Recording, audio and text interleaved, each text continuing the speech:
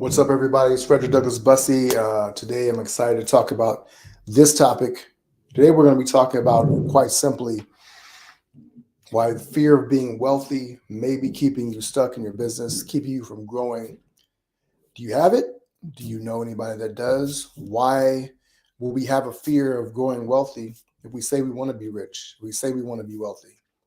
And what can you do about it if you have that fear? Another whiteboard session.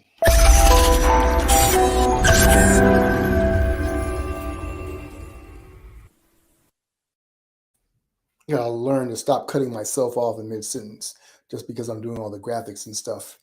Today's topic is going to be really, really good one. Is the fear of being wealthy keeping you from growing your business? Is it keeping you stuck? Now, you may sound, that sounds ridiculous. Like, who would be afraid of being wealthy? We all dream about it. We dream of mansions and cars and taking trips around the world and being able to buy whatever you want. Every entrepreneur talks about having more freedom in their life, all the things that they want to be able to do. Hey, Amy, how are you? Glad to see you back again. Let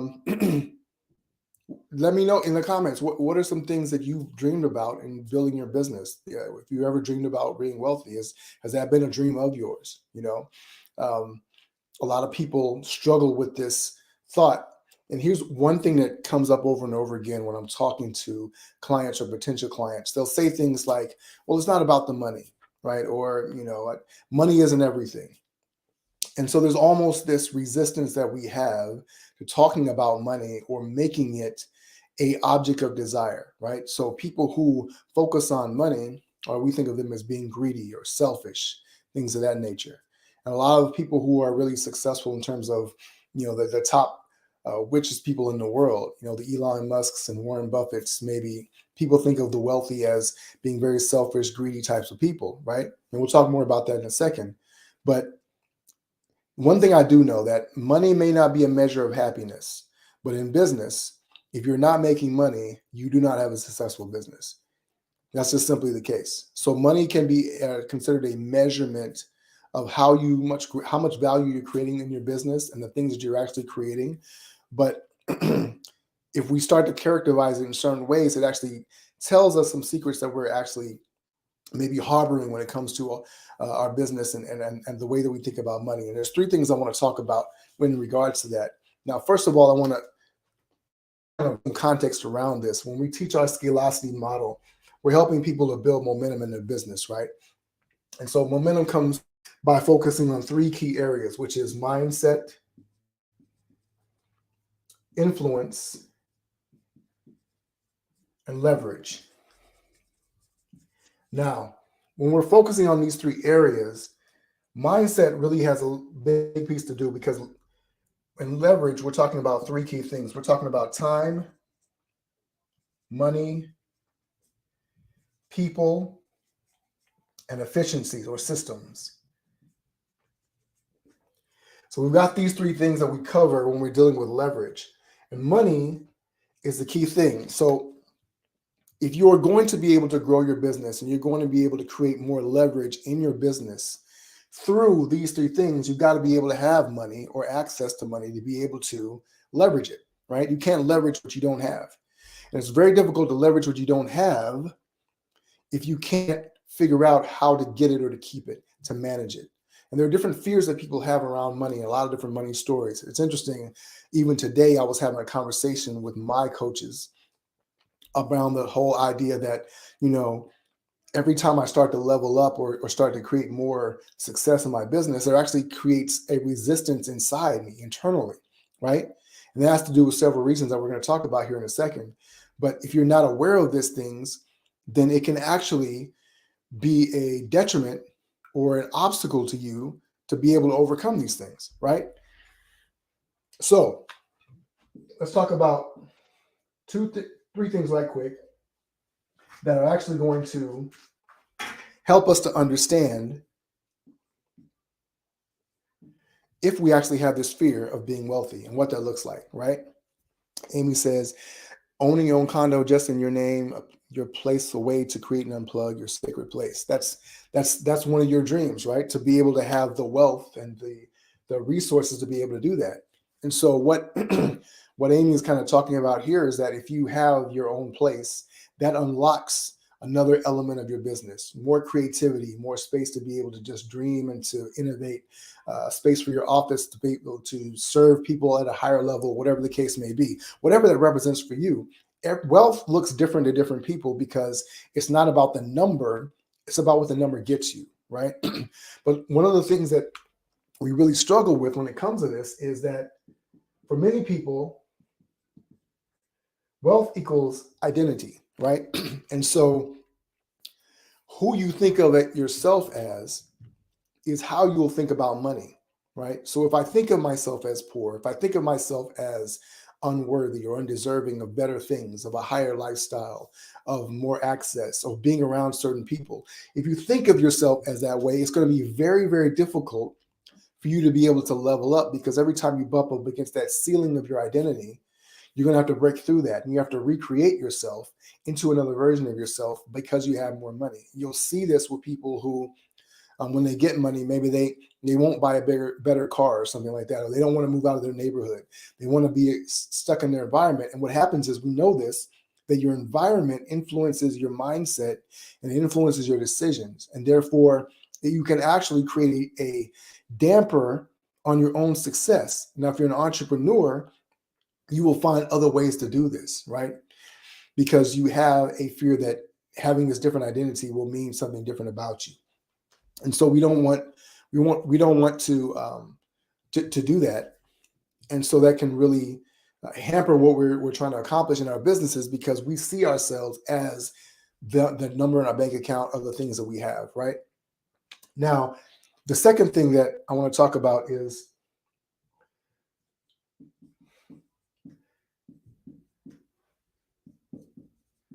now that's short for expense versus investment. When you think about money in terms of just paying the bills, right? What it actually is saying that you're really in survival mode, which is where 99% of people exist. As a matter of fact, you would be surprised at how many millionaires and even billionaires struggle with being in survival mode no matter how much money they have. They're afraid to spend a dollar. When they look at hiring people for their teams or buying resources, they're always looking at the bottom line. They're scratching out a deal. And so when you see it as an expense, you see life as expensive in terms of survival, you're only thinking about killing what you can eat for that day, right? You're not thinking about storing up for tomorrow. You're not thinking about how can I take this and turn this one thing into 10 things.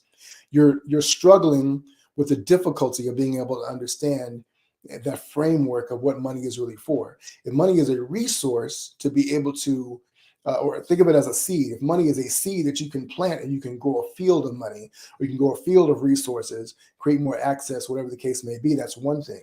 But if you think of it as an expense, then you're not thinking in terms of how I can grow my business. You're thinking about having this, whatever money I get is only going to cost me more money, right? And so in essence, you're low, you want to keep your expenses low, and therefore you never really try to grow your business, because you're not looking for ways to be able to take that money and invest it and be able to grow it in another way as well. And then the last piece is actually around something that's emotional. And it kind of goes back to mindset, which is shame or guilt. And if you think about the conversation that we have, I indicated this in the beginning, right? We talk about wealthy people as bad or greedy or selfish or the rich, right? And so we think about it kind of circles back to identity, but we kind of put an identity or an attachment to having a certain amount of money. If you think about it, if you know anybody that's wealthy in your family or in your neighborhood, if you know anybody that has means, maybe they're in your church or something like that, you think of them as being a different type of person.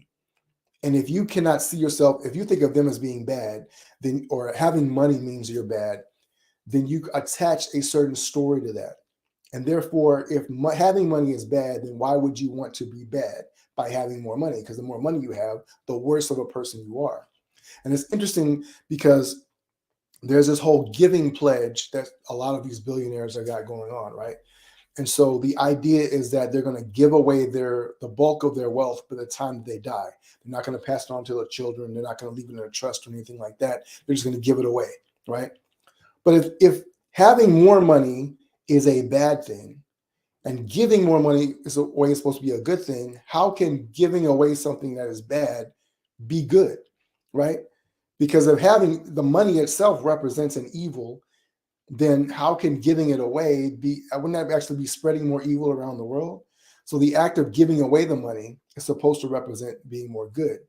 Now, I'm not saying that there's anything wrong with the giving the pledge. I'm not saying there's anything wrong with giving it away. I'm saying that there may be secretly, we have a very negative relationship with money and it affects your business. It affects your business because you think of time being money and how you spend your time as being money. And therefore, if I spend more time on money, then that makes my time bad, right? And so all of that equals out to shame, guilt, right? You feel guilty. You feel as though you're not doing the things you're supposed to be doing. You feel like you're not a good person. You feel like, and this again circles back to identity, yes, but it also creates a sort of collective communal idea around money. And if you're building a business, your business is an extension of who you are, right? Your business is an extension of your community and how you want people to see you. And so you will shape your business in a way that either hides the shame that you have, which makes you fraudulent or stealing from people, or you feel like you're manipulating or deceiving them, right? And if you have that energy, that mindset around your business, it's going to limit what you're able to do because as people, we're going to be consistent with the business that we build, right? Who we are as a person, how we think is going to shape the culture that we have, who we hire, the type of systems that we put into place, how we grow. And so you may have gotten to a certain point in your business where you're bumping up against it. And maybe you're doing $50,000 a month and you really know you need to be, or you would like to be doing $100,000, $200,000 a month or more. You just can't seem to get there. And maybe quietly, there is a fear that you have around being wealthy. And maybe there's a fear that if I make more money, it's going to mean something different about me, about my family, about my relationships, about my business or my capacity as a human being. These are all thoughts that maybe you need to be exploring as well. So let me know in the comments below, LinkedIn, Facebook, let me know what you're thinking, what you're discovering or uncovering from this whole conversation.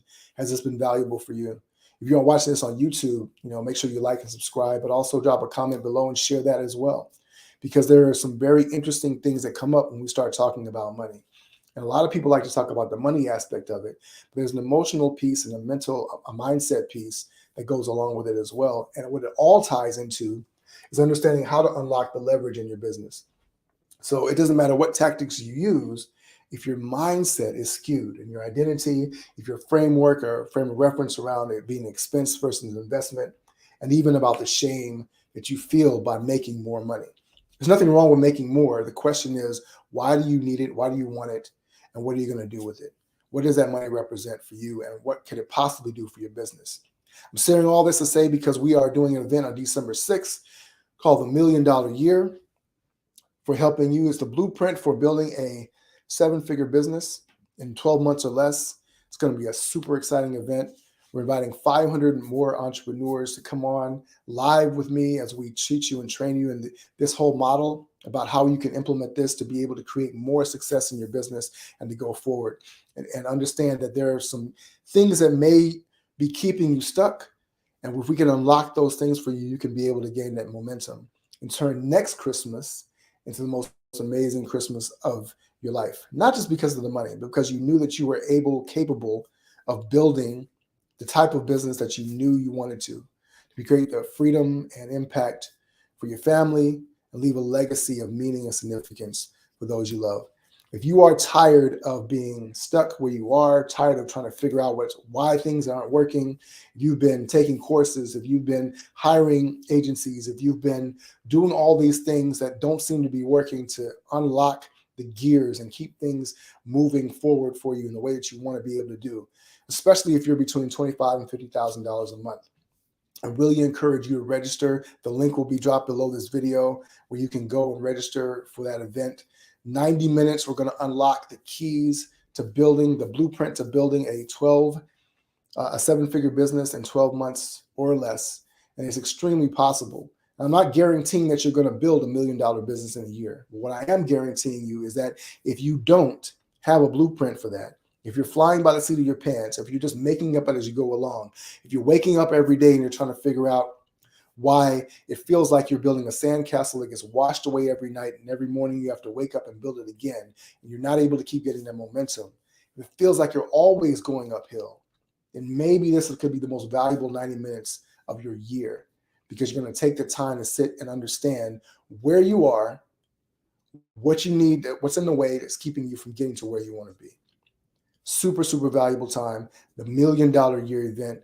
Make sure you register below. I'll drop the link here as soon as I get off this video. Can't do it live, but I want to make sure that you are 100% in with us.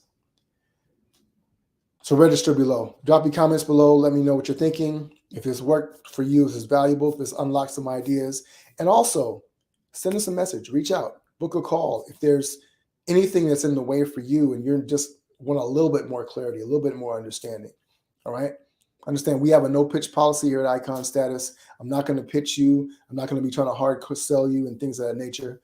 I want to make sure that you understand what you need to do to move forward. That's why I'm here to serve. Honestly, that's why we charge so much, because I can afford to do that. And so I'm not going to sell you. I'm just going to be able to help you if you would like to have that conversation to see how you can move forward in the next month, the next 3 months, the next 6 months, 12 months, and going forward from there. All right? Appreciate you all for stopping by. If you're watching this live, you're watching this in a replay, then drop a hashtag replay. Otherwise, my name is Fred. Oh, Amy dropped a comment. She said, I created a new group that feels like a definite step up for me and requires that I step up differently as well. I experienced a shift in my identity. I feel great. Yeah, when you make that shift and it is consistent with where you want to go and you're making that momentum, I know that you are going to be successful. So I'm excited for you, Amy. Thanks for sharing that. Thanks for commenting and joining the live. For all those of you who stopped by as well, I appreciate you. And we gotta go make some lunch for the kids. So I'll see you next time. Ever forward.